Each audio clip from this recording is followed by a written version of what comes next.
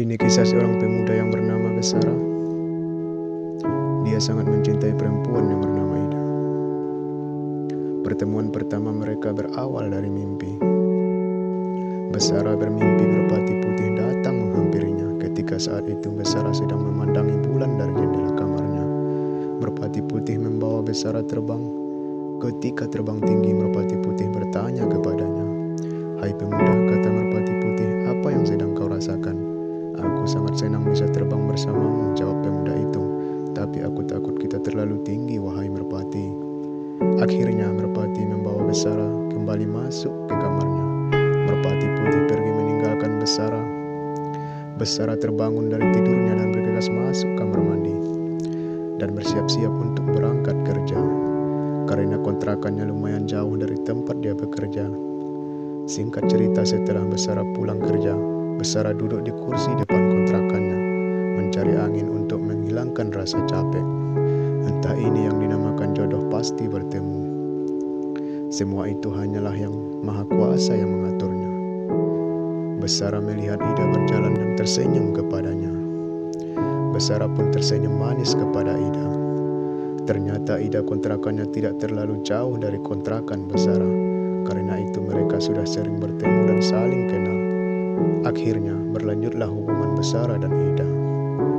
Karena kecantikan Ida, Besara rela berkorban demi mendapatkan hatinya Ida. Ternyata pengorbanan itu sia-sia. Ida tidak bisa menerima Besara lebih dari seorang sahabat. Namun bagi Besara itu tidaklah penting. Besara tidak pernah berhenti berjuang. Pada malam berlalu, Besara mencoba mencari kabar tentang Ida, tapi tidak pernah direspon oleh Ida. Besara membuka jendela kamarnya, memandangi bulan yang sedang terang benderang, dan menunggu merpati putih untuk membawanya terbang ke angkasa. Namun itu semua hanyalah khayalan, tidak akan pernah terjadi di kehidupan nyatanya.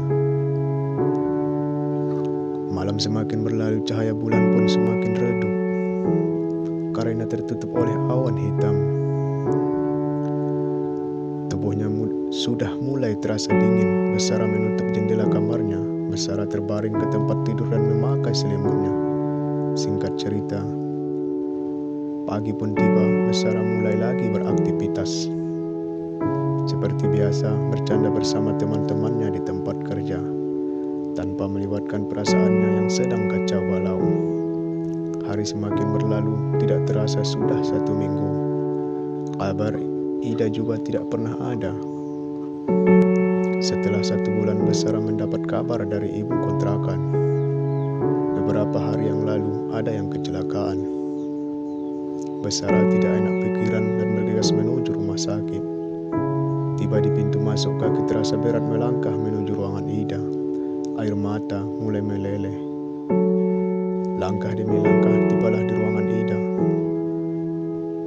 Besara tanya kepada dokter apa yang sudah terjadi. Dokter menjawab, "Sudah kami usahakan tapi nyawa Ida tak bisa kami selamatkan."